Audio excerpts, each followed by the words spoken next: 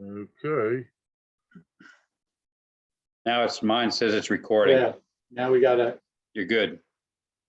and the other good. thing, Dave, is you're gonna have to let people in because it's set up with a waiting room. Yes, I let Carol in already. Right. I saw that. Okay, So Phil will show up at some point, Carl maybe. Thanks. Keep an eye out.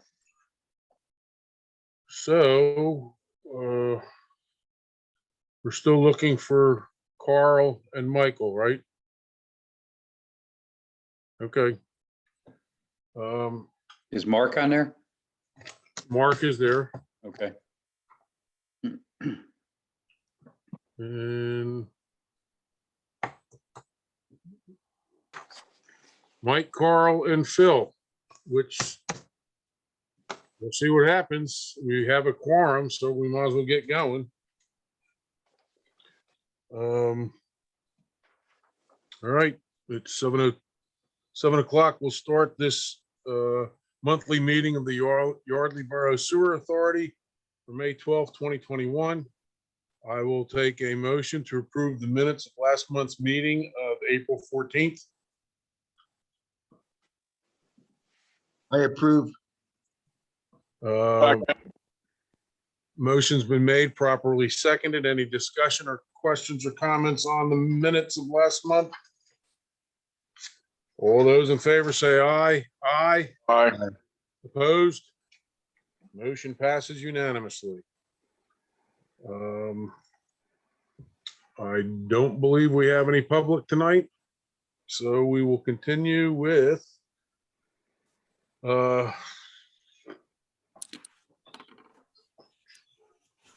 Rich, you got anything? You and Carl got anything for the pump station committee?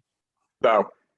Okay, when Carl gets on, I'll ask him again, but he had something he was gonna check on, I forget. With that said, Cheryl, you're up. Okay. Everyone should have all the financials.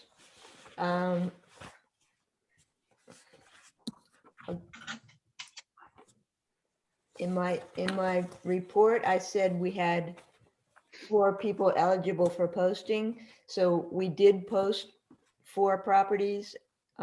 We have heard back from one of them. So hopefully we'll get some of those bigger balances down now that they are doing shut-offs, and so we can kind of get back to normal.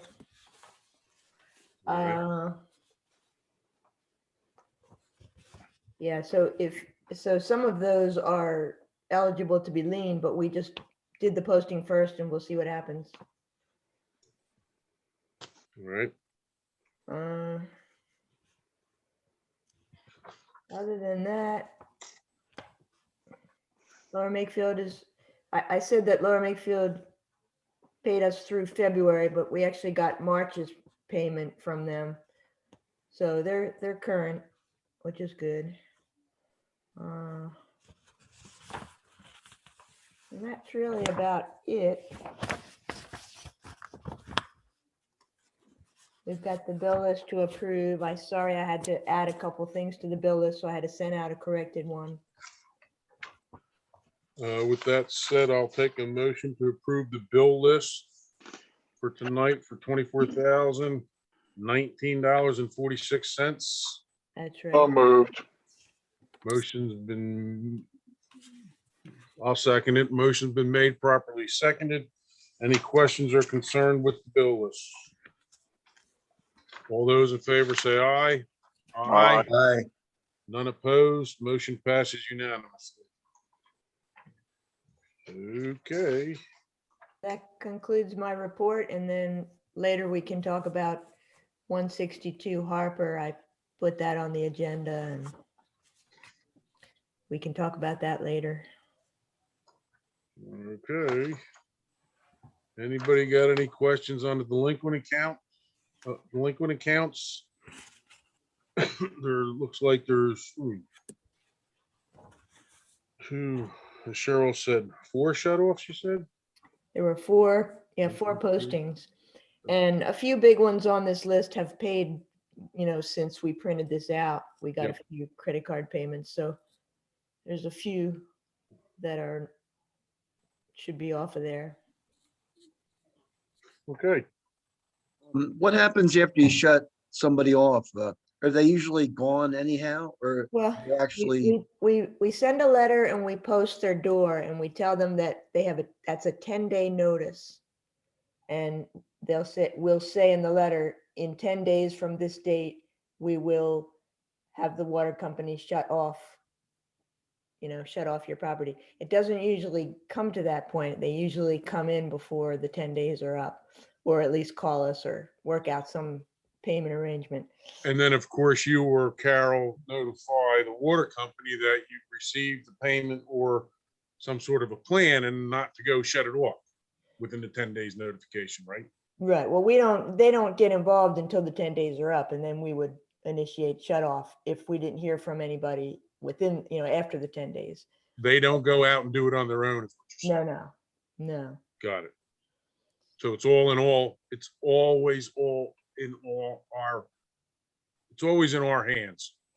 Right. But the only thing that's changed recently is if it's a landlord paid property. Right. They've changed that recently where they're going to handle the postings and the notification to the owner. They're going to do all that. Oh, really? If it's paid by a landlord, which we don't have very many of those, but Garlett's is one of them. Yep. So, Yep. yeah. Hey, Cheryl, if I could ask a question, you sent an email saying Garlett's paid a portion and he has a balance due of 1367. Is he one of the postings or? No, we did not post him. Okay, Um, all right. I just wondered if he was one here. yeah. I don't know. Okay, fine. Okay. With that said, that's all you have, Cheryl. That's all I have. And Carol, do you have anything to add? No, we got a copy of the letter that Blake sent out to Garlett, so we'll see what happens. All right. With that said, Brian, you're up. Yeah.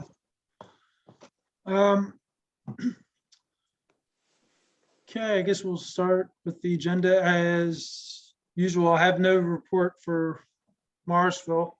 No updates on that.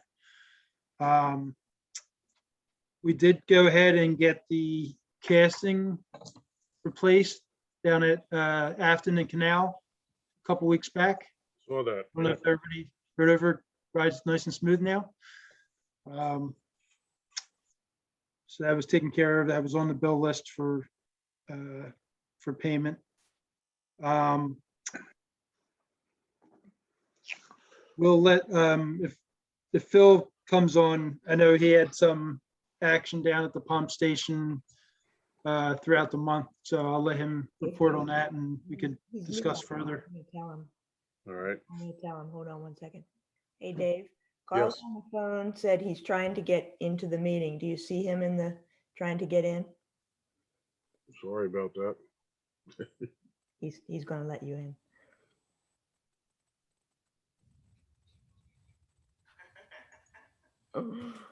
It's a tougher job than I let on. Sure. There you go. Okay, you should be. I see you. All right. Okay. Okay. All right. Bye. Thank you. Thank you. Sorry, Carl, we got a rookie running the show tonight. Sorry, Mike, we got a rookie running the show tonight. No problem in now. Yeah. Just to bring you up to date, we've already covered everything. Cheryl's given her report. We approved the minutes. We approved the authority bill list, and we're in the discussion right now with Brian regarding, well, there's no new update from the Morrisville treatment plant. And Brian, you were talking about fixing the manhole on East Afton at the canal. Correct. So you guys didn't miss much. Okay, continuing on, Breeze Drive cleanouts, installation, we received, two quotes via email for, one was from Pinchati, who did the work last year. They gave us a price of $24.18 for cleanout. And then I also got a price of, $1,990 from KBC Construction, who's the contractor who did the casting repair in Afton. Hmm. And actually, yeah, for another client, they just completed a water main project for another client of ours. Did a nice job. What was Pinciotti's price? They were 2,418, 24.18, And what was, 1990 for the other, for KBC Construction. How many are we doing total? Well, we have an annual budget of 20,000. So yeah, my recommendation is to proceed with KBC and to start with 7 laterals, similar to what we did last year. Last year, we had a price of 1,800 from Pinchati. We had miscellaneous extra costs involved, once we got out there. I think our total cost last year was about $14,000. Obviously the base price, the cost per lateral is up a little higher this year. And I know, it's kind of business, I know materials and stuff is through the roof, everything right now, so. My recommendation is we start with 7 and see where we fall with that, and possibly add a couple, if we don't have too much as far as extras. Now, I know we have some of these laterals fall pretty close to where the sidewalks are in Breeze Drive, so I can't say for certain if they're going to be affected if we need to do any type of sidewalk restoration. So I don't want to go too far and say, okay, stretch this out, and then we're too far over. So that's my thoughts. We have in Breeze Drive, I had 5 down as a high priority. So I figured to cover all 5 of those, and 2 from the medium priority list to start. So I forget, this is so old, I forget about this, Brian. How exactly are you gonna do it again now? You're gonna put a clean out? So yeah, we'll excavate down to, Right. where we have basically best documentation that we have as far as where the end of the 6-inch public lateral is. You're gonna do it at the right of way? I'm sorry. Are you gonna do it at the right of way? Yeah, it's generally at they're located at the right of way. It's all yard work, right? It's basically right into the front yard of the properties. On Well, Breeze Drive, sidewalk. we have sidewalks on both of those. So most of these, they seem like they fall about maybe a foot past the sidewalks. So it's kind of hard, to be certain until you excavate whether they're going to need to disrupt the sidewalk, section of sidewalk. So that's why, I want to kind of allow for some cushion in there in case that they need to saw cut out a section of the sidewalk and replace it. But no roadway is gonna be opened up. No, it's out. No, the end of yards. Correct. I have a question in terms of history. How come Breeze Drive and Lookover Lane are having these issues? Particularly, Compared to other places, I can't say for certain, because Breeze Drive is a newer section. I think 1980s. I believe it's. when But it- we, when we did the rehabilitation up on the hill in 2009, I think. When we got done doing the excavation down below here in the flats in Rivermore, and then we videotaped everything on the hill, and we did a lot of cured in place lining. in Whiskey Hill and other areas, but Breeze Drive and Lookover Lane didn't require hardly any at all cured in place lining, if I remember correctly. You know, we had lined, when Gilmore had been involved, but we had lined a couple sections in Lookover. But from the previous engineer, they had that block lateral list, Right. which we had gone off of, and kind of the, you know, the high priority areas or areas of where there was, you know, multiple problems was Lookover Lane. And then Lookover Lane was having a pretty high frequency of, you know, sewer backups. You know, people were coming into the authority. So then, you know, a couple years back, we started trying to investigate. We did some televising. We tried doing lateral televising from sewer main. Couldn't go up some of them because there are blockages at the tap, at the main connections. And then we went and we figured, okay, well, we'll try to televise with a push camera down from cleanouts. Well, there are no cleanouts as access points. We did find some that were on the private building sewer, the homeowners portion of the service up closer to the houses. Then on Breeze Drive, we found most of those weren't even accessible. They were buried below grade. You know, they were capped and buried. So there was really, it was, you know, it's tough for us to actually pinpoint everything, all the problems there. So, you know, we have a list of where, you know, where we have observed, you know, the most problems. So we kind of prioritize addresses based off of that, as far as installing a clean out at the right of way so the authority can have access to televise and to maintain clear routes, that type of stuff. So that's a little history of backstory. And there was also a little bit of conflict of where there was no clean out available. And the ratepayer would call their plumber and the plumber would snake from the house out to the street.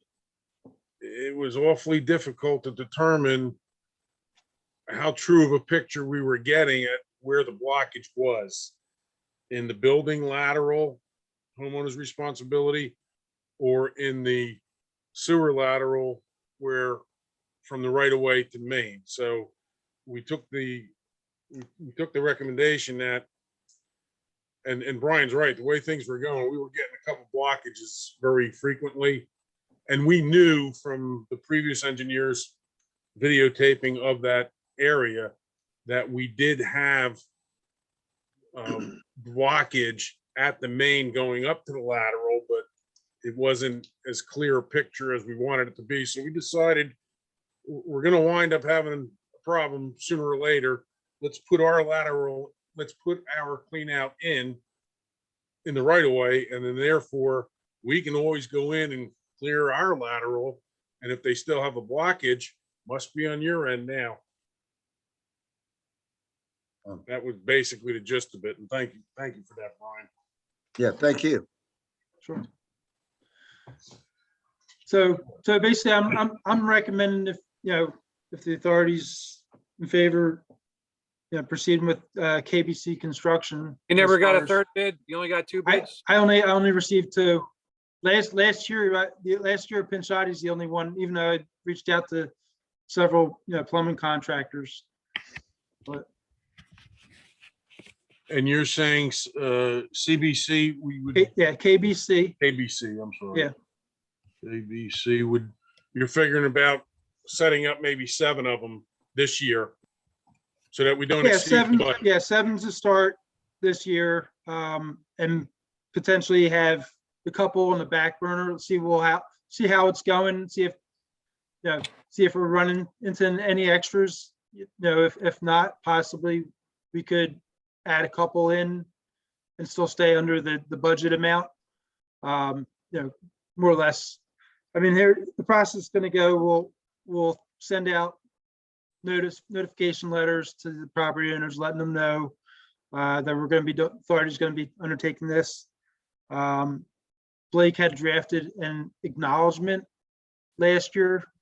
That was kind of something that came about during the course of that project, our first year. So we'll send that along with the notification letters, ask them to sign it and return it. And then we'll schedule the contractor to do the work. And if things are all going well and there's no really extras going, maybe we'll look to try to add a couple, we could contact the homeowners while we're out there and see if they're be agreeable to doing their their cleanups as well this year. And having them sign acknowledgement. If you're okay with doing that. Rich, you got any comments or suggestions? No, We haven't had a backup in a while, have we? no, we've been lucky. Yeah, I haven't Um, I haven't been contacted, and thankfully. people have been home, staying home a lot. I find that very interesting. No backups. People have been staying home a lot and the sewer's getting more use. I don't know. They're using the Wawa. I do.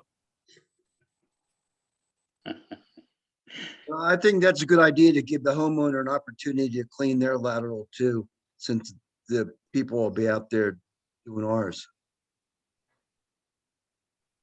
at their Well- expense, of course. I'll make the motion to approve the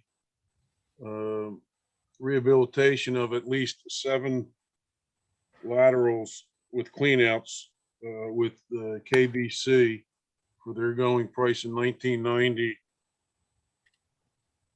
cleanout. Contingent upon everything that Brian's talking about and blah, blah, blah. wanna Did put- did KBC bid on the manhole outlet that was just fixed on Afton and Canal? Just curious. Yeah, they're the one that performed it. Oh, They- I thought Pinciotti did. No, well, Pinchotti, I contacted Pinchotti, they were up over $6,000. I think we were approved up to 6,000 and they came in like about 6,200. And I contacted KBC shortly after that, asked them, they came back and they said if they could get it all done one day, that they came in at 38.45, I believe it was. So yeah, obviously a couple $1,000 savings and they go with them. Yeah, they're relatively, I mean, they've been in business, they're a new company, but the foreman was with the previous, major utility contractor. But basically, he was looking to retire and COVID, basically, he just shut down business. So the guy who's running KBC started up, with some of the guys from that construction company, partnered with another guy. So they're able to do some of these smaller type jobs.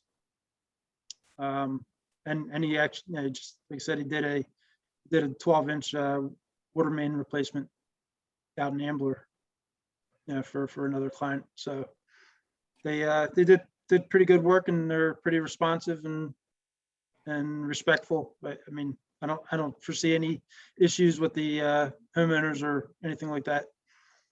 So we're gonna do about 7 right now. Do we have a motion for that?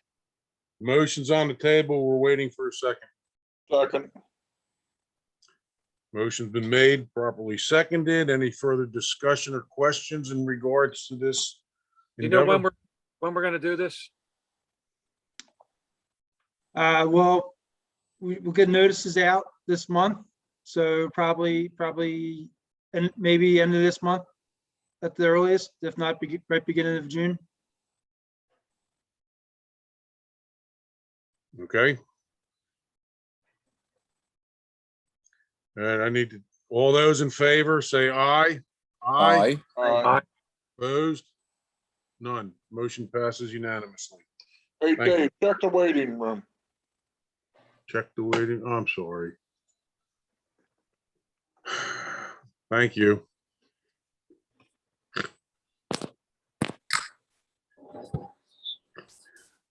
Good evening, Mr. Smythe. Good evening. Sorry about that. We got a rookie running the show tonight. Sorry, I don't know what I missed. Really not much. When Brian finishes up, we can go right to you and listen to your eloquent speech. So what else you got, Brian? Anything? No, not really for, as far as the sewer system, the interceptor project, I guess we'll discuss, it's mostly easements, and I guess we'll talk about that in executive session with Yes. Blake. So I believe that's all I had for tonight. Phil, I mentioned that you probably have stuff to talk about in your report, and we could discuss it when you get on, so. Alex, you got anything to add? Not at the moment, thank you. Thank you. With that said, before we jump to Blake, how about we jump to Mr. Smythe? Good evening, Phil. Evening, everyone. So we had some big problems this month here. We lost turns out there's a 125 volt to 125 volt AC to 24 volt DC converter in this panel. And everything that controls the level control system and VFD loop, including the backup systems, are relying on this, all tied together. So when this thing went and it took out a bunch of fuses in the panel with it, we lost everything. The only way to run the station was to stand here and be the human level controller. Turn the pump on, turn the pump off. That was the only way to keep the station from backing up. So municipal came out, thankfully, and I could not get a hold of OCC initially. I got a municipal out here, and they were going to come out anyway to do some issues with the VFDs that Alan Bradley recommended, replace some contacts. Dave from Municipal is the one that discovered what the problem was. And luckily, they were able to get somebody to go down to McMaster Carr, who luckily had one, and picked one of these converters up and drove it up here to us. And they put it in, and then that got us back onto where we could run the station on the backup system. But the PLC, the SCADA, everything else was still dead. Not even a screen light up. So OCC in the meantime had gotten back. I got a hold of Frank from OCC. He said they're kind of balls to the wall. They didn't have anybody available right away, but he thought he could get someone out in a couple of days. So, that wasn't the end of the world, because at least we had the backup system. But I was worried now, because I don't know what took out the power converter and if it was going to happen again. And now, of course, we still don't have a spare if it does happen again. So luckily, Frank was able to get his guy out here the next day. We didn't have to wait 2 days. And in the afternoon, the gentleman came out, and he found a couple of issues with the SCADA, with the PLC, which he corrected, and everything was back up to normal. But we're still having, so for I'd say probably right after the last meeting we had, 2 of these pumps have been running without the VFDs. We're just hard starting them on and off constantly, because the VFDs just aren't working. He can't put the main contacts in because of the way this panel's set up. You got to shut the whole thing down to do this, and there's not enough time because of the way everything is so jammed in there. There's not enough time to do it, because the wet well will back up and start flooding out in the street. So he replaced the ones for the VFDs, but Alan Bradley and Dave both, when they put their heads together, thought that both sets of contactors have to be replaced for the pump 2 and pump 3 VFDs. And apparently pump 1 had already been done at some time in the past, because that's a different set of contacts. So that's kind of what was tipping them off to maybe this is a problem. Like Alan Bradley said, when these things get older, they can start throwing these ghost codes in these VFDs. And the problem with these Alan Bradleys is, they're supposed to auto reset with these little nonsense alarms, but these don't. And nobody seems to know why. And I haven't been able to, the people that we deal with, they've done what they can. So right now we're kind of beating the hell out of our pumps because we can't run them on VFDs. And of course, they were designed, originally with the soft starters. So, I mean, the pumps are designed to, it's not the end of the world, but it's just going to wear them out sooner.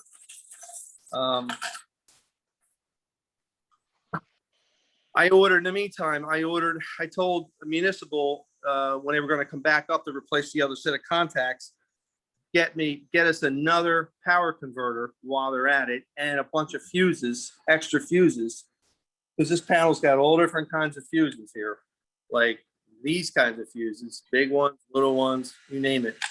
So they got us an assortment of fuses here, and we've got another somewhere around here, another power converter. Looks like he left it in the panel in the box. So hopefully we won't need it.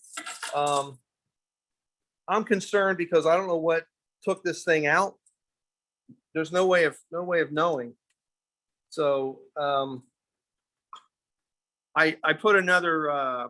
I had asked Frank from OCC to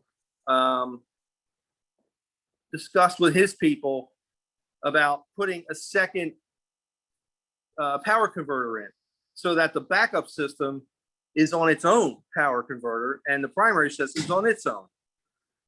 He thought that was a good idea, and he said he had to discuss with his team. That was a couple weeks ago, and I did follow up with him with another text message, because that's how we were communicating, and telephone, basically saying, hey, let it go a few days. And I said, hey, Frank, have you had a chance to discuss this with your team?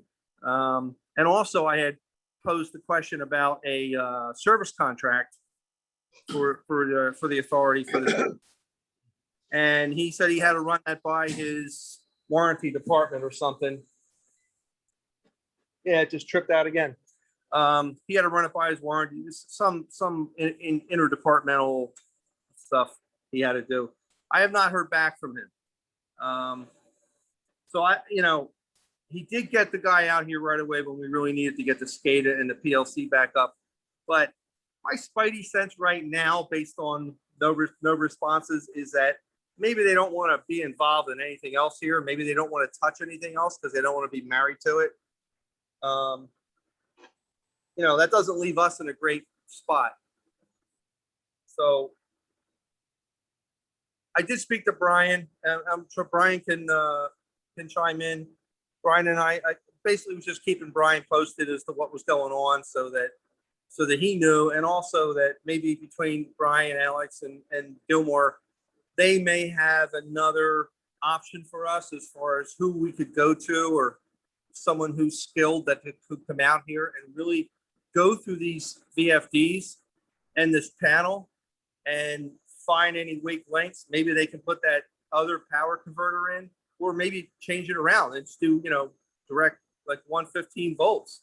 And then, then if you have something go down, you're not relying on a power converter. You can, you can jury rig it with plug something in the wall with an extension cord if you had to. I don't know, but at this point, we got to get somebody in here that can straighten this out, because this has been going on way too long and it's getting worse. And now this has been the worst we've seen it. I have no confidence in these two VFDs. I don't like the fact that we're running these pumps the way we're running them. I don't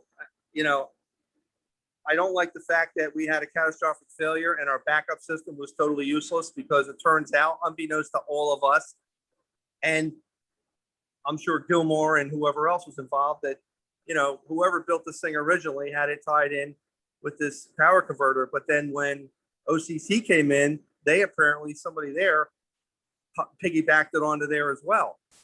I think, you know, I don't know that for 100%, but that seems to be the way it would have happened. So if anybody has any suggestions, I'm all ears. Can we replace the VFDs, all three of them? Would that help the situation? Well, I don't know that we've ever had anybody in here who's really sharp with these. Allen Bradley VFDs are problematic. I mean, it's known in the industry. They're very touchy. They're hard to, they trip out for all kinds of things. It's just the nature of how they are. But All right, so the problem is the VFDs and what else? well, I think the power converter thing is something that is easier to address because it's an obvious flaw and that, you know, there's a weak link in the chain here that we found. So either we do away with the power converter and change that loop around, or we add another power converter and put the old multi-trode backup system on that. And that way we've got, you know, two side-by-side power converters that are independent. So both signal loops are not tied together. They're separate. So when you throw the switch over to the backup, you know it's going to come on and run. You know, this is the first time we've had this problem. We've used the backup system in the past, and you know, most of the time it's worked. We had some growing pains early on when we had the PLC put in where the backup system wasn't working, and we kind of worked through those issues one by one because, like Alex pointed out a long time ago, this stuff that OCC did was like a design build job. So, you know, that's the way we went because at the time it seemed more economical. So it's kind of expected that you're going to have some growing pains, and we work through those. But this is, in my opinion, I don't want to say a design flaw, but, you know, to me, somebody took a shortcut here, and this is the result. Like someone didn't realize, like, oh my God, if this thing goes down, you know, it's like, well, we only have 5 watertight compartments on the Titanic. We really needed, you know, we really needed 6. If we had that one extra one, we would have been okay. What's the next best move, Phil? Hey, you know, I think we need to have a company or someone who knows these VFDs in and out, you know, back to front. And I have yet to meet that person because, you know, people who I've dealt with who are really sharp with stuff, they just kind of right away, as soon as you say Allen Bradley VFD, like, oh Christ, they'll never get those things running right. So, you know, I don't accept that to mean that there's nobody out there that can get them running really well. I just haven't met that person. Is there another manufacturer for them? For VFDs, Yes. I'm sure there's a lot of them. Allen Bradley used to be the top dog, but apparently not anymore. We've used the Lower Bucks. I've only put in, it's actually a Japanese, believe it or not, Japanese VFD called Yashikawa, and they have been rock solid, not one problem. And I hate to say that in this industry, but they really have been. And they were highly recommended by someone who had problems with Allen Bradley. Is it easy to convert over to those? I would think so. I mean, these are pretty big. You know, the problem you have in this panel is it's so much crap jammed in here, and it's stuff that it's been like each decade another project comes along and it like just overlays on top of the old stuff. Instead of like ripping the old stuff out, it just kind of, okay, you kind of conform to that. And now you've got way too much complexity in here for a station that runs 3 pumps. So maybe we needed to do a few things. Maybe for one thing, it's in my mind, is put a metering device on the power supply to see if there's any voltage and amperage fluctuations that's affecting the station. Another thing I think maybe is the station's old. I don't know when that station was completely rebuilt, but I believe it was in the 80s, possibly 90s. 98.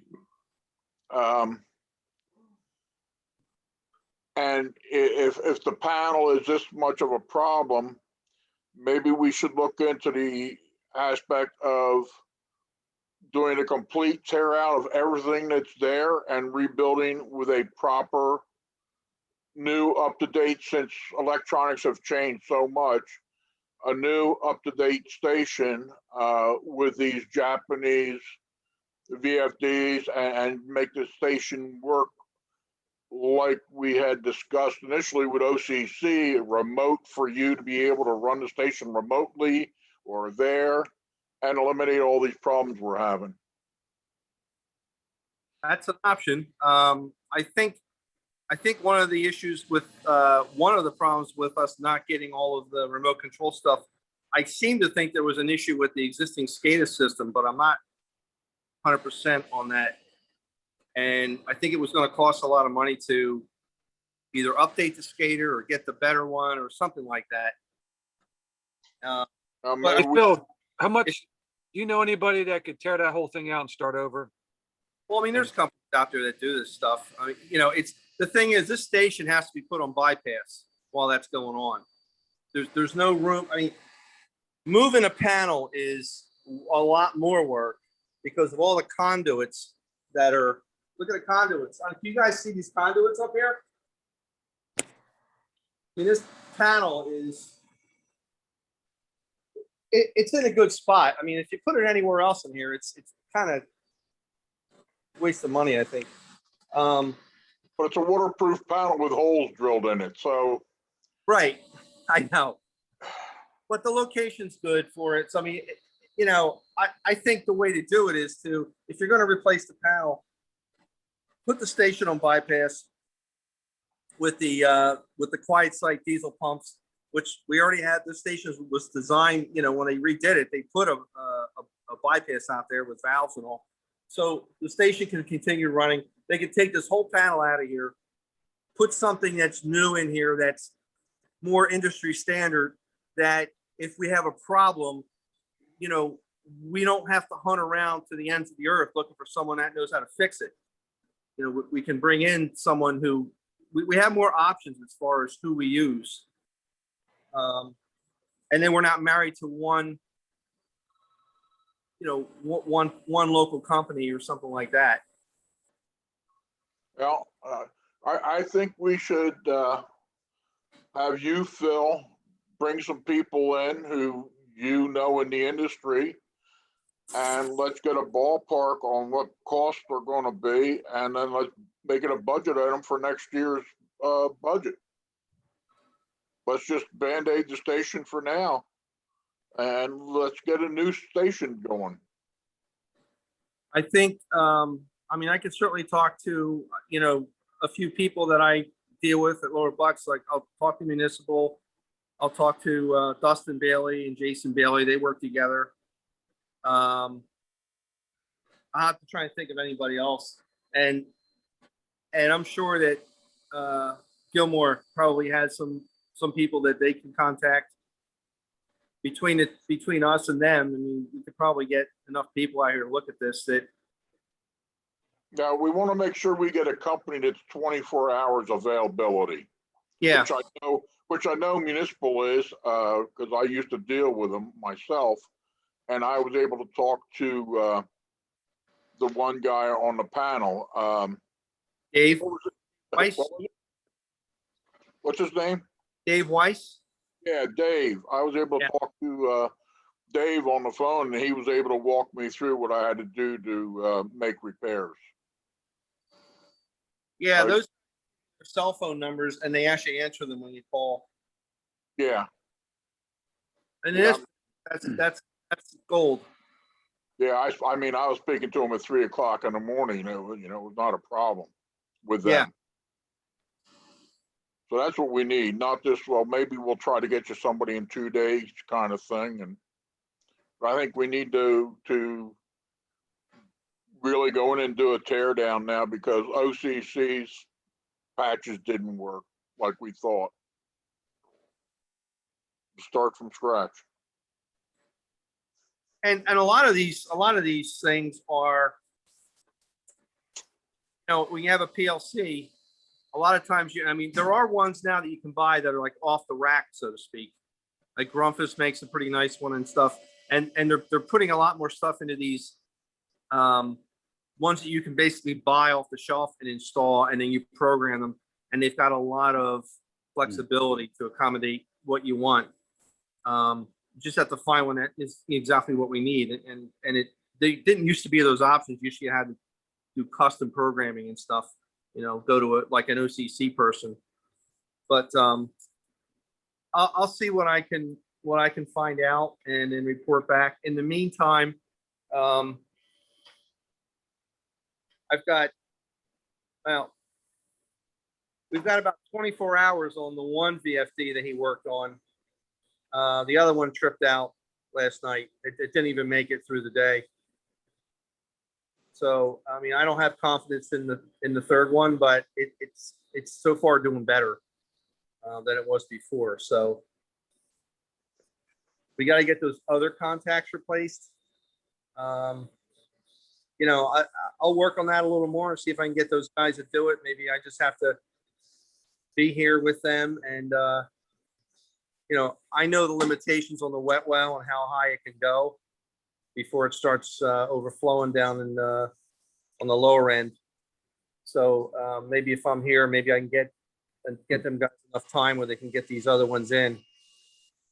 But I would really like to get an Alan Bradley expert out here, someone that really knows these VFDs, give it one last shot. Because, when Dave was going through the programming, because I asked him, I said, while you're here, go through those programs and check those ramps on those, the ramps and everything, and make sure that there's nothing that is out of whack or out of place or something that's overlooked.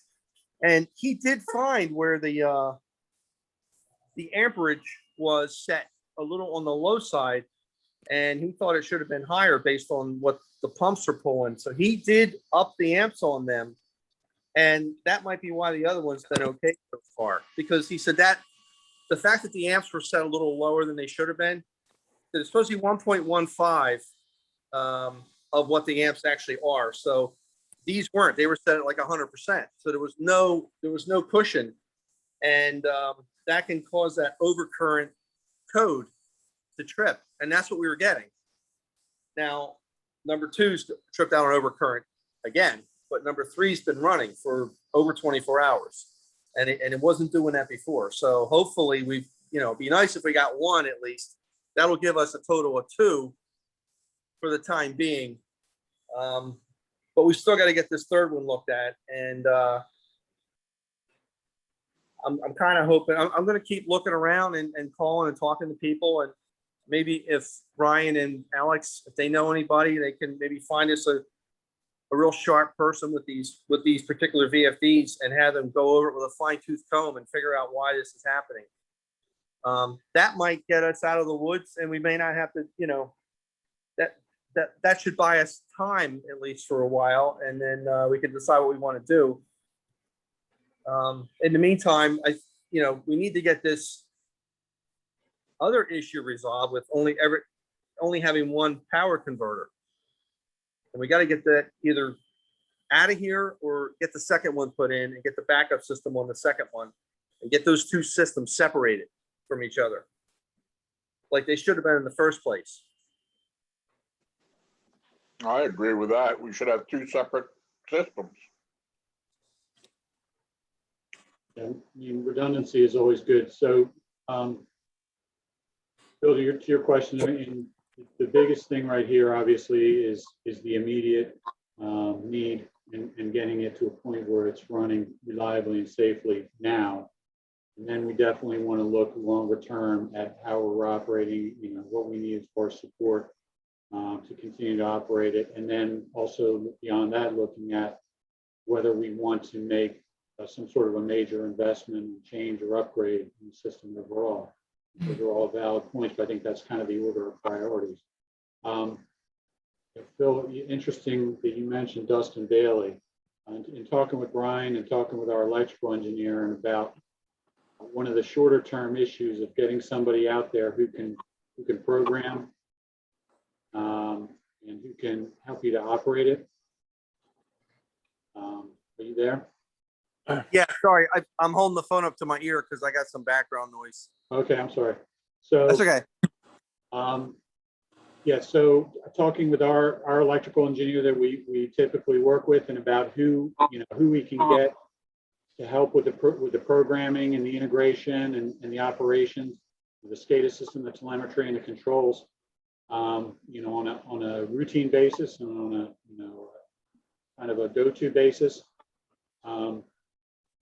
Try to talk about some options. Obviously, the OCC option did not work out. That was part of the hope of getting them to do that work, was that they do provide that service. We're hoping that going forward, we all know, we talked about it. We hope that they were going to be that resource. It just hasn't worked out that way. So talking with our electrical engineer about who might be able to fill that role. And one of the names that came up and we ended up talking a bit about was Dustin Bailey. He obviously knows a lot about the station from back when. Yes. He wasn't involved in the most recent work, but I'm sure he certainly could put his hands around it pretty quickly and get up to speed on what's there. The reason, for everybody's recollection, the reason we stopped really working with Dustin was because he got out of the business for a while. He was kind of our go-to guy, back in the day. And then he stepped out of the business, and that's when we started looking around and dealing with other people. But and then he since got back in the business, but the question was whether he was going to be reliable and whatnot. But he's now been in the business for a number of years, back in it, has a company that's fairly well established. I think Connections Automation and Controls they're going by. And they're at a point now, and again, not just me, but talking with my electrical guy who has a lot of experience in the field and knows a lot of people, that Dustin will be a good person and his outfit might be a good one to talk to. Okay. So I'll see you nodding your head. I mean, obviously you mentioned his name, you've dealt with him. Well, he actually wrote all the programs for my lower buck stations. Yeah. That's who I deal with. Sharp guy, knows the I've already station from contacted before. Yes, he did respond a little before the meeting. I did get a response from him. So after the meeting, I'm going to have a conversation with him about this. Yeah, and I actually emailed him as well a few days ago, and just to say, hey, by the way, we're in this situation, double checking to see if you're in the business, and like I understand that you'd be interested. And he said he would. So. Yep. Good. So I think that's one thing. Go ahead. That's a good starting point. Then we're both kind of on the same page with him. Yeah, and I would say beyond that, and in addition to that, I mean, I definitely want to look into that, especially with you agreeing. And then I also I mentioned, our electrical guy. I don't know, Phil, if you've ever crossed paths with Joe Guano of IC&EE. They're located in Skippack, small outfit. Okay. Joe has a lot of experience working in our field forever. He actually was with OCC back in the day for a while, left them maybe for some of the reasons why we would imagine somebody would leave OCC. Okay. Without saying any more about it. But Sure. He knows all the players. He's very experienced and knowledgeable. Anyway, we've had a lot of success, especially recently working with Joe. I would like to get down there to the station with him and with you there certainly, and talk about some of the bigger picture stuff. Okay. If we make these, tweaks, do we have something that's worth keeping? Or are we, let's at least agree on the Band-Aids, but then talk about what other long-term improvements we might want to make. So Yeah. I'd like to do that as well, if you agree. Yeah, that sounds good. Okay. All right, so let's plan that. If you're already in touch with Dustin, you want to get back to him and we're all in agreement on that as a step, I would say go ahead and just. I'll follow up with Dustin. Well, I already started, so I'll follow through with that, and then let me know whenever you want to come out with your guy. Yeah. Look forward to We'll do meeting. that. I'm gonna see him tomorrow morning, but I'll talk to, we'll do that sooner than later. And then, yeah, and likewise, just let us know, we get a hold of Dustin and how you make out with him. Okay. Yeah, I will. I normally will email Cheryl and just kind of, I'd like where I'll call her and just kind of keep her abreast of what's going on, and then she's kind of my point of contact. If everyone is happy with that, I'll continue doing that. I can send Cheryl an email so she doesn't have to type something out to everybody. And then and then she can forward it to everyone, distribute it, if need be. If everyone's okay with that. I'm good with that. Okay. Okay. Rich, you're Unmute muted if you're yourself. talking. Rich, Sorry? you're muted.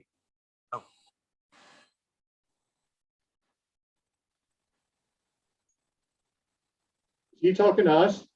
I don't know. I'm Rich. sorry. So Sorry, what- it was muted. Go ahead. There you go. So Now, what were you exactly saying- would What were you it, saying, Rich? I was just being smart to Phil and telling him I wanted a letter sent to everybody individually from him. Hey, I'll send them to everybody. That's no problem. I- No, go through Cheryl. That's fine.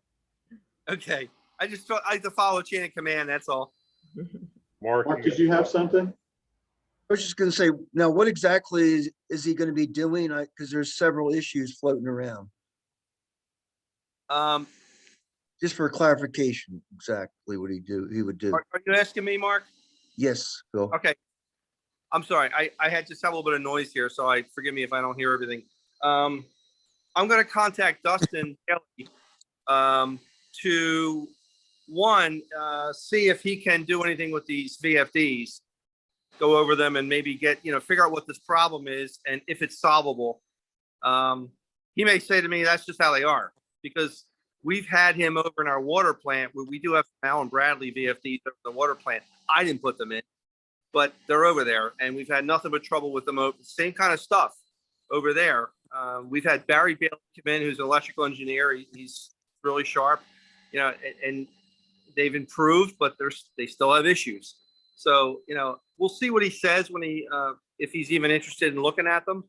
But I'm also going to talk to him. I want to have him come out here and look at the panel, kind of like what Alex was saying, have him look at the whole panel, go over it, and basically say to him, look, how do we make this thing reliable? Or should we just look at replacing it? Dustin's the kind of guy that he's not looking to replace a panel like this. I mean, unless it has to be done. It's not something that he's going to want to do. But if it has to be done, he'll tell me. He may have some good suggestions. I'm going to discuss the issue with this, with the primary and the backup system, both being tied onto the same power supply. And I'll explain to him what happened. That's serious stuff. I mean, we could have flooded out this whole area down here and we had sewage running down River Road. It doesn't take long with this. So we can't have this. So I'll see what he says. And in the meantime, Alex is going to do the same thing with his guy, and we can compare notes and stuff. And I've already initiated a discussion with when Dave was out here, just in passing. I had nothing official, but we started talking about different options, and I can go in that direction too, and just see what they have to offer and what they suggest. But no matter what we do, we're going to have to shut the station down. We're going to have to bypass it, while this is going on. There's no other way to do this. You can't do this live. This station just does not have any forgiveness with that. Yeah, and for what it's worth, just part of the confusion for clarification, I mean, you got kind of some overlapping specialties and trades here between the contractors who provide and repair and service and maintain the equipment and have some knowledge of the other aspects. Guys like Dustin who program and integrate and adjust and tweak and work more with a combination of like a pad and paper and a screwdriver. You got guys like my guy's more of a straight engineer, Joe, who's going to be designing something, kind of looking at something from a full scale level. He understands, and each of them understands each other's work, but each of them kind of has to work somewhat within their realm and do what they're better at. So that's why you got these different kind of hands, and Phil, who he has his own understanding. In some ways he understands the station better than any of these guys, but then he relies on their expertise too. Thank you very much.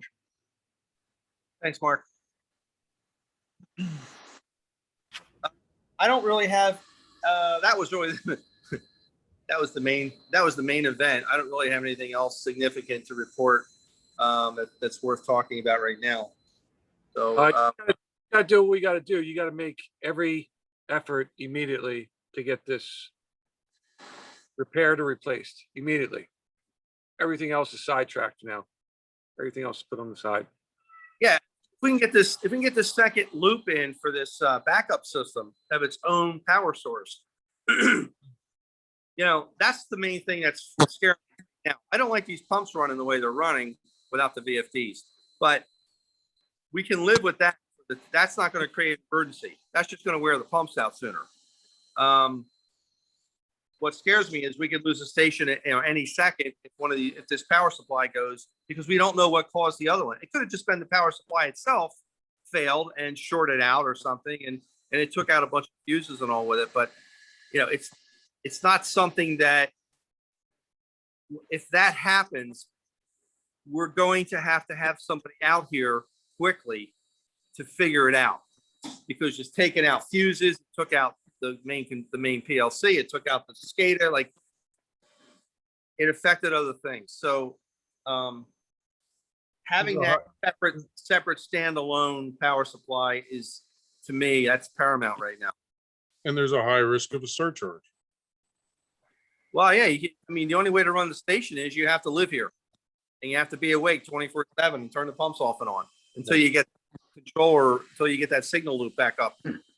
So it's very, very, very bad design. All right, you'll keep us posted, obviously. I will. Anybody That's all else? Go ahead, I'm sorry. You have it to where you can leave the station now, right? Yes. No, the station's back up. With the PLC, the SCADA, everything's back up, except we're still having VFD issues. But we've always had VFD issues. There's just a lot of them now. Like they just won't run. You reset it, you walk out to the car, you come back in, it's tripped. And that's how bad they are. We've got one good one, and we've got one that doesn't want to run, and we've got one that has been running for a little over 24 hours. So, I have some confidence in one. Okay. But we can run the pump station without them. It's just not the way it should be. But it's not the end of the world. All right, any other questions or comments for Phil? Phil, I thank you so much. Thank Good you, job. everyone. I hope I can report back with something good, and looking forward to meeting with Alex and Brian and gentlemen that they're going to be bringing down as well. Yeah, and as far as, Bill, I'll make myself as available if at all possible. If you get something set up with Dustin, I'd love to be able to come down there and meet up with you guys if that works. Okay, sure. Yep, I'll keep you guys in the loop. You want me to let you and Brian know? What's that? Should I let you and Brian know Please. together? Yeah, Okay, that'd be great. got it. Thank you. And I just want to thank Phil for giving me a tour of the pump station last month. It's really quite an amazing place, really. And you would never know it to look by, driving by. So all you got to remember, Mark, is that when you push that little lever, it all just keeps going down. I can just picture that grinder going every time I flush my toilet. Thanks for coming out. It was nice giving you a tour, and I think you saw everything right before it went to hell. Hey, Phil, don't let Mark go down there anymore. Yeah, Mark, did you touch something? Don't blame it on Mark. All right, thank you, everyone. I hope everyone has a good month. Thank you, Phil. With that said, Mr. Dunbar. Yes, sir. Good evening, everybody. Most of what I have to discuss, we should do it during executive session. Just one thing here, I did send a letter to Mr. Garlitz's attorney advising that the board was not going to reconsider the request for a credit. I have not heard anything, and I don't know, Cheryl, you have not, I take it as well from No. Mr. Garlitz. Not yet. Okay. The other items I have to discuss should be in executive session. Dave, I don't know if you want to do that now or at a later point. We can, let's finish up with the discussion. If any authority members have any info for us in the new business, and then we'll go into executive session for a few minutes. So authority board members, where'd you go? Mark, you got anything for the rest of the clan here? No, I don't, Dave. Okay, thank you. Carl, Nothing for you right now. Richard, Nothing. and Michael. Nothing. Oh, I wanted to thank Carol for also showing me around the maps and things at the sewer authority office. There you go. And I No took some pictures of the maps. So if anybody needs any maps, pictures, I can send it to them, email. Okay. Thank you. And I have nothing. So with that said, we will go to new business, 162 Harper Avenue. Cheryl, you might as well lead us off on this one. Yes. There is an existing garage. It's a property with a garage only. And they wanted to do improvements and put sewer and water.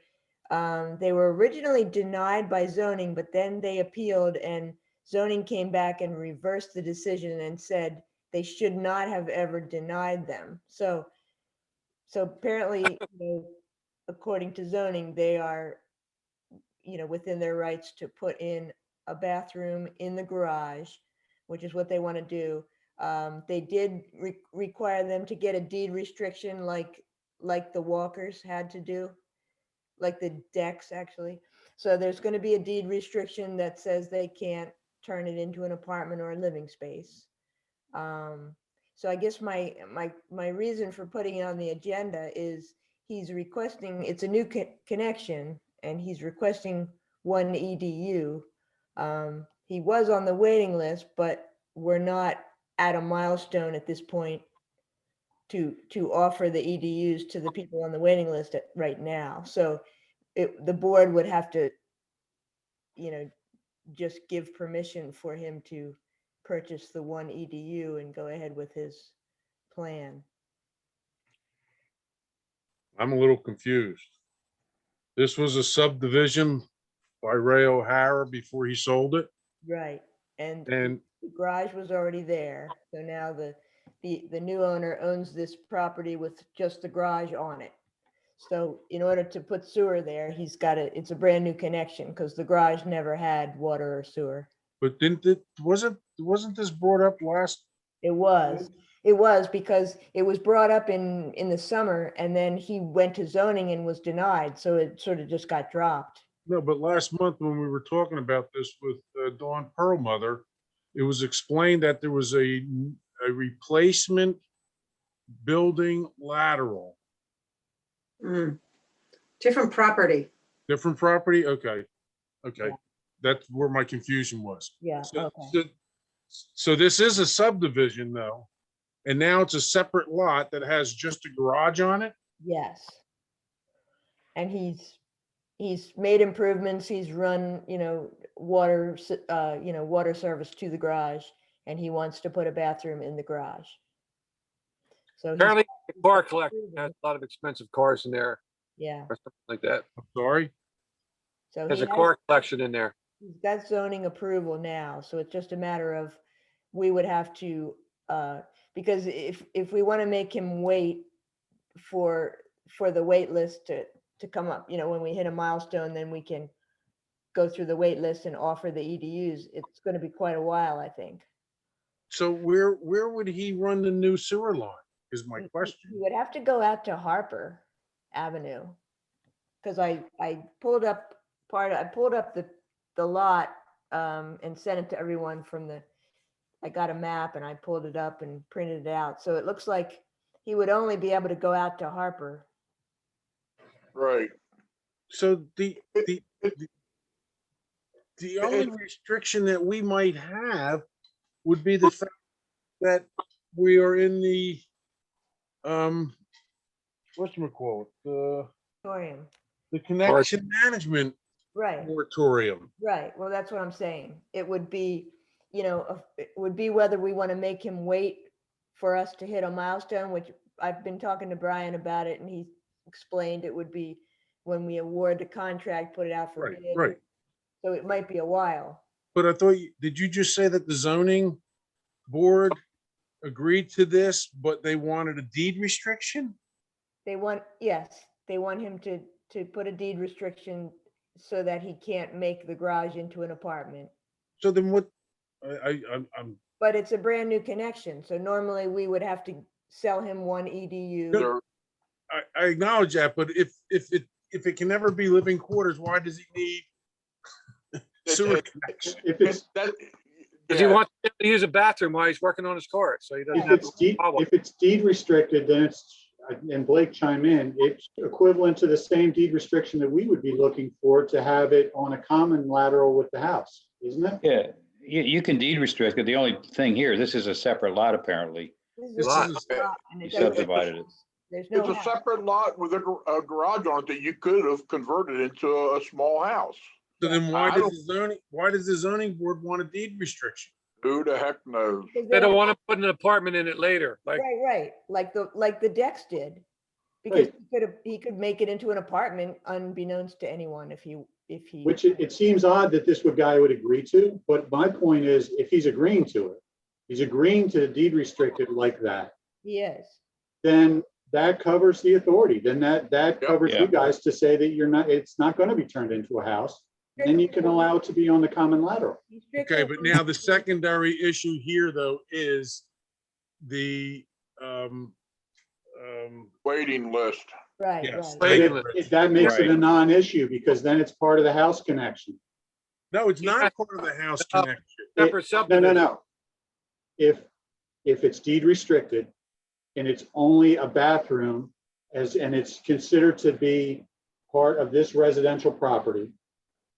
And by the way, he can connect it and then he can connect into the same lateral. He doesn't even have to tie in the street. But he's not doing that. How Well, can at he this point, you should tell him if you want to serve him, if you want to serve him, and if he's deed restricting it, then it would make the most sense for everybody for him to simply connect the garage into the house lateral. And be There's no done with it. house. There is no house. No, the There's house, no- the guy lives next door, doesn't he? On No. a different parcel. Oh, not even? No, no, it's just, My bad. it's just a garage at the back of the lot. Right. with- And he with- wants And to- there's no current service to that property at all. Oh, I thought he was in the house next door and this was like his garage to that house. Yeah, that's what I thought too. Yeah, Yeah. my bad. Okay. But even if he was, it'd be two separate parcels though, Alex. Yeah. Even if it was two separate parcels, if the one with the garage was deed Well, restricted. he bought the property with the garage only. That's the only building. I on the got you. property. I And got you. he wants to be able to work in his garage, all day and have a bathroom. and Take a everything. dump. So. And the zoning people apparently are okay with him having a garage with a toilet, just not a house. Right. Right. Yes, they don't want him turning it into living space. And he, If we grant him his wish to have a new connection to the sewer main, he's got to go on the waiting list. Yes, well, Exactly. that would be our but recommendation. he's already been, Brian, he's technically, missing. he's been on the waiting list because Ray O'Hara Okay. put himself on the waiting list in 2018 Oh, with did he? 2 EDUs on the waiting list because he anticipated subdividing and selling off and doing all this. So he did it ahead of time.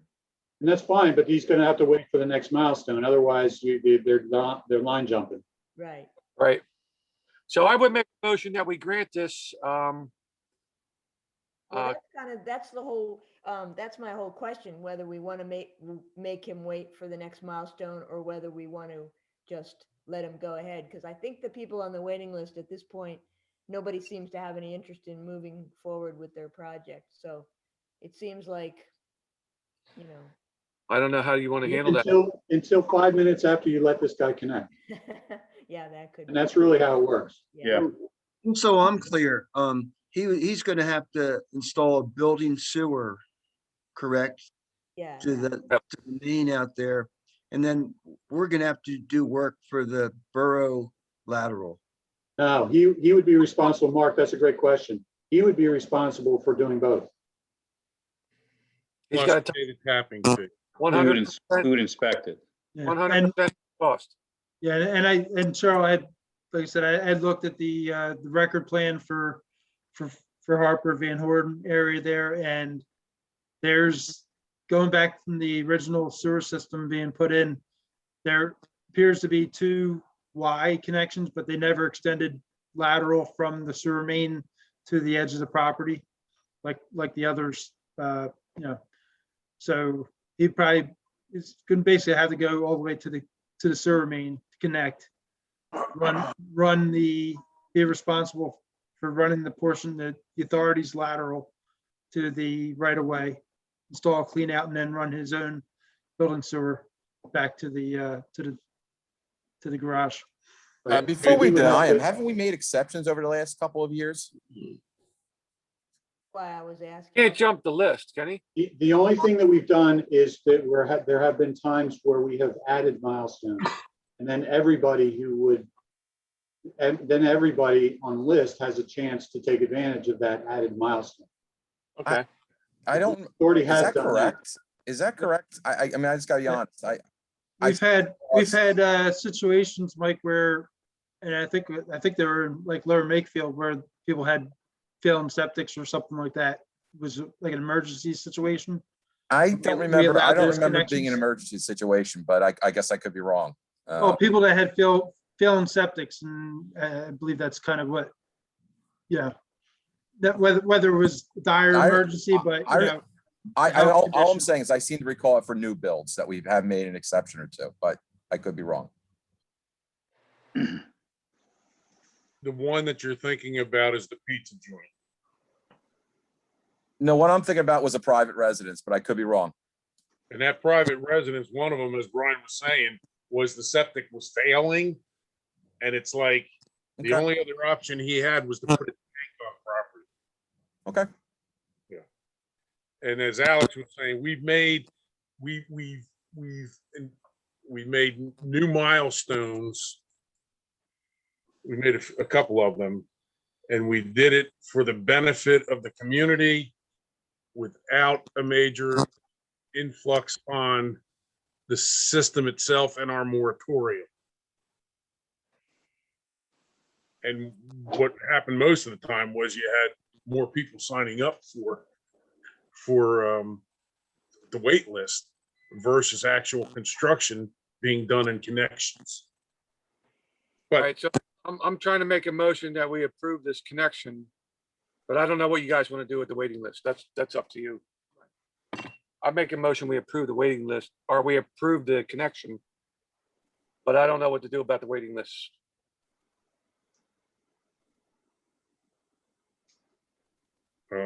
Builder is asking. Motion's been made, but we're waiting for a second. Second it. Motion's been made and properly seconded. Any more discussion on it? But just for clarification, Where's he going with the waiting list? That's all. yeah, I mean, that's kind of was an incomplete motion, right, Carl? You were still kind of asking the question about the waiting list. That's really what I need to know, because the builder wants to know if he can proceed or he has to wait. The motion is still on the floor and out for discussion. My discussion is going to be that we have a moratorium on any connections. He can be placed on the wait list. He is not on the wait list. The previous owner was on the wait list. We don't transfer wait lists or EDUs to the best of my knowledge and opinion. So he goes on the wait list. And until we decide as a board that we're going to establish another milestone, which the last two, we said that was it. We're not, there's no need to establish any more milestones. I don't think we can approve any okay for him to pay the connection fee and do and tapping in. It's not fair to the people that are already on the wait list. So, and again, we haven't brought this up, but I still, I still feel that we're going to ask ourselves, we're gonna get ourselves in more trouble by approving something that, even though the zoning board is saying, yeah, if it's deed restriction, I don't think we need to go along with that. It doesn't need to be done, period. There's no house on that property. Oh, can I just Yes, it's open for discussion, Carl. sidetrack you real quick here? The whole reason we have a moratorium is because we have a pipe that's undersized somewhere in the borough. Alex, where exactly is that? Yeah, I mean, we have a couple choke points. Okay, we have a couple choke points. Does this particular property gonna add to that choke point? It was decided that all the properties are subject to that. I mean, and in reality, the capacity issues are mostly, all go back to the pump station itself. So basically, everybody in the borough systems is. Okay, so my motion on the floor is to approve. I'll pull my motion, my motion, if you guys want me to, and resubmit it as a motion with a deed restriction.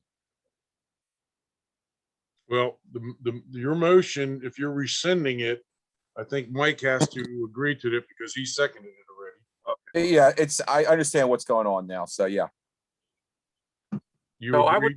would, I'll pull it. Yeah. I would make a motion that we approve the connection with a deed restriction. All right. Carl's original motion and Mike's second to that motion has been rescinded. Carl's just placed a new motion out for seconding, which states that he wants to approve the request by the Browns, but have a deed restriction placed on the deed, similar to what the zoning board is That's saying already needs to be happening. placed on there. That's already happening, though. The deed restriction is. But as already- far as the builder, he can go ahead and do his bathroom work. He just can't connect to the sewer main until he's off the waiting list, Yeah, or well, until he's approved on the waiting list. I don't know. that's true, yeah. If we want to go through and make all the phone calls to other people and let him jump ahead of somebody, if other people are suffice to wait, I'm good with that. Well, I would say, not all EDUs are the same. Obviously, he's gonna use it as a bathroom. It's not like a family living in a dwelling so much. True? I think the issue here that and we're still waiting for this to be seconded. So I'll wait for it to be seconded before I add my comments. Do we have a second?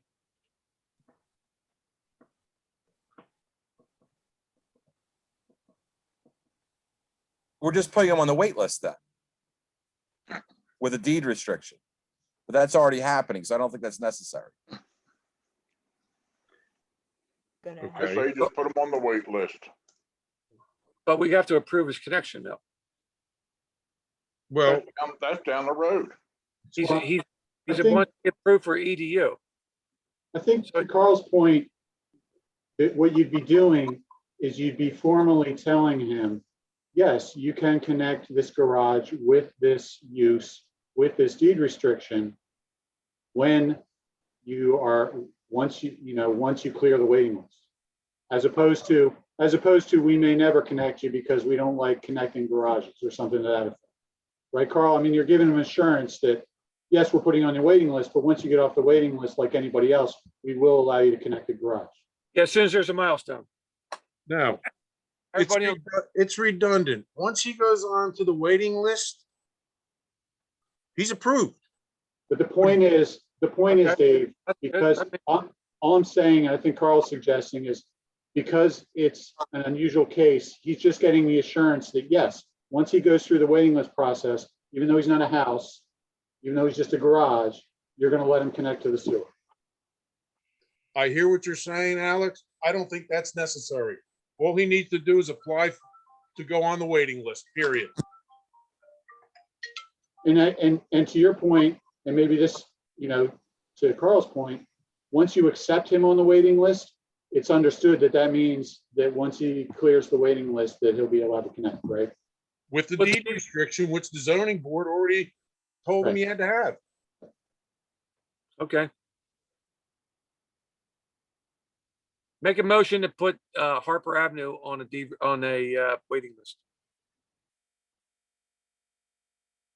I second it. Motion's been made, properly seconded. Any That way the further- guy can go ahead and build his bathroom, and then when we reach a milestone, they can connect it to the sewer. Sewer main. Motion's been made and properly seconded. Any comments, or questions regarding this? My comment is we've never had to go to a motion to allow somebody to go on the waiting list. I think it's discriminatory, and I don't think there's a need to make a motion for someone to go on the waiting list, period. I think it's redundant. Fine. Any other comments or questions?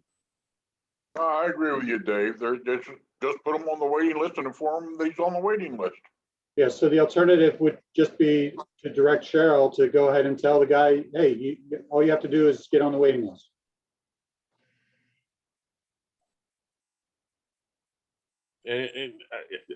Again, we've never went through a motion to approve anybody to say it's okay for you to go on a waiting list.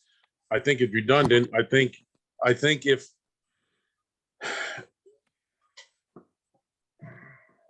Cheryl, by the way, we couldn't hear your last comments.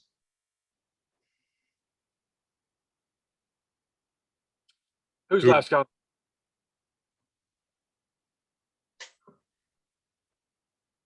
like, we all go dead. No, I can't can hear hear everybody. everybody but Cheryl. Yeah. Oh.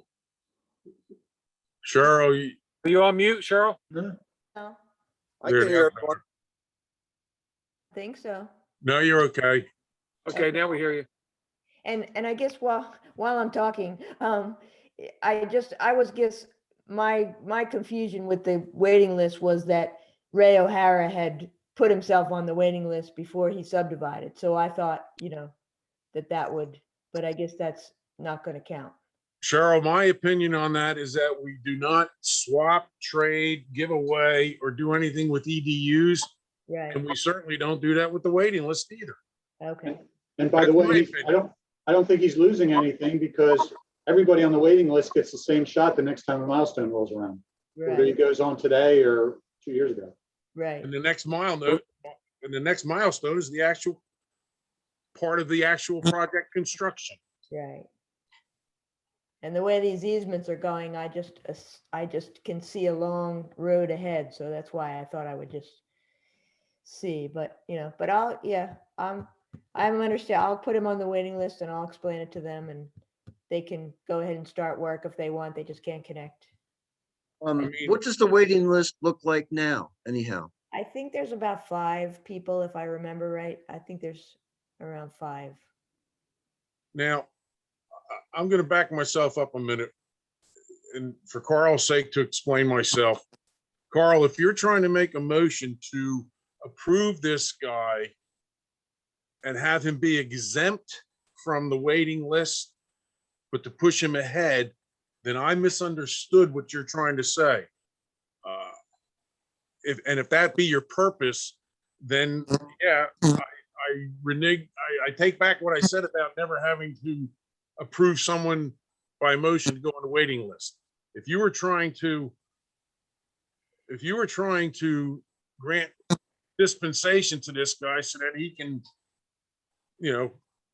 go ahead and do this regardless of milestone or anything else, then I apologize. Maybe I spoke too soon. I thought you were trying to just make a motion to get him on the waiting list, but maybe your intention is to have him be able to just go ahead and do this regardless of the waiting list. Correct. Is that what you, is, okay? Yeah. If that's your intention, If then not, he could default to the waiting list. If I'm you sorry. don't want to approve him immediately, then he defaults to the waiting list. Okay, if you want to approve him immediately, then and if that's what your motion was all about, then I apologize, and maybe we should re-proceed with this whole thing.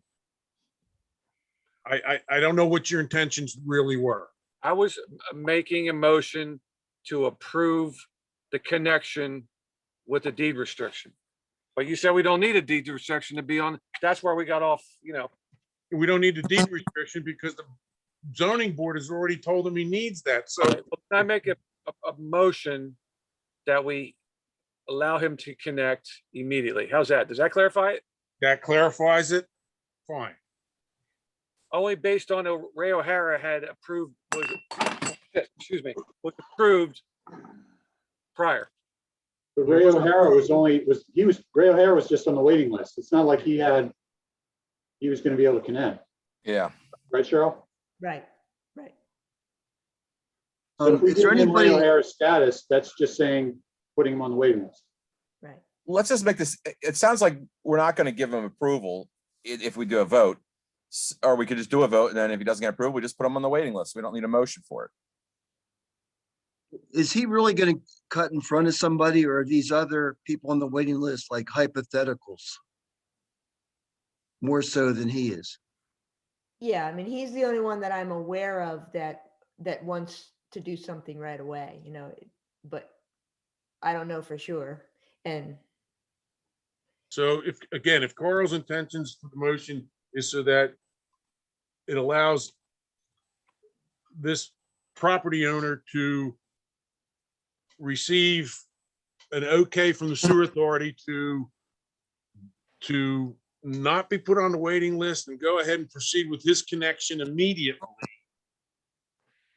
then we need to take a vote on it. If that's the intent of your motion, Carl. And as Mike says, whether it passes or not, if that's the intent, we take a vote. If it's yes, majority is yes, he's able to go ahead and connect, and we'll deal with the irate people who come back that are on the waiting list and said, what about me? And if it says no, then he goes on the waiting list. I don't see it any other way. Well, if you think he's not going to be approved, then let's not even, I'll rescind the motion. With that said, then,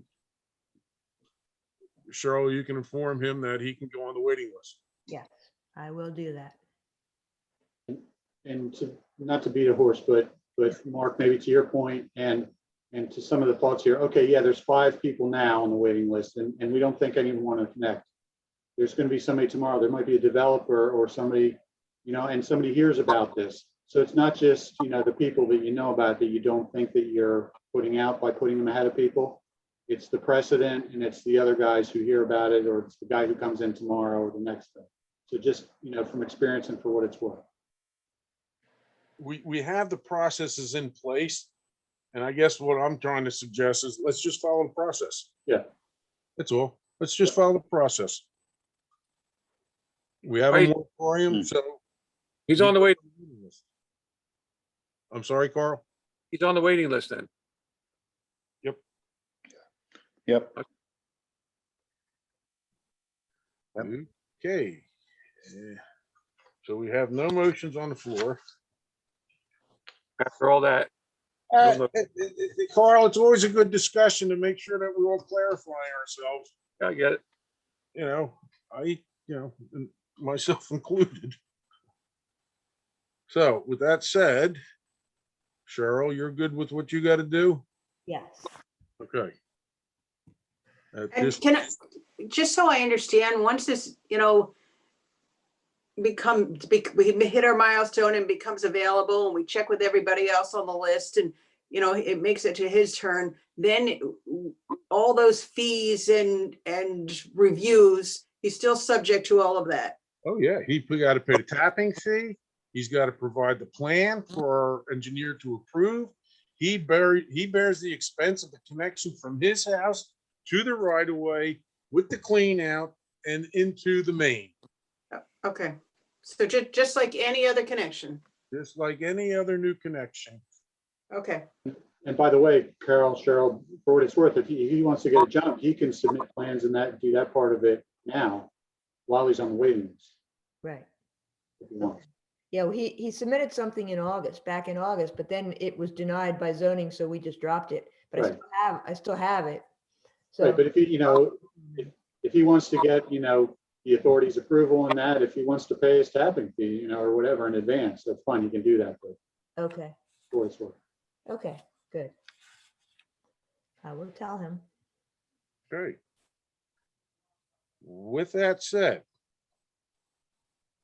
we will now go into executive session for the discussion of the easements and real estates. And all right, Alex, which button do I hit? You just have to stop the recording. I know. Oh, there it is. And the time now is 8:37 and I'm stopping the recording. Do you want to stop the cloud recording?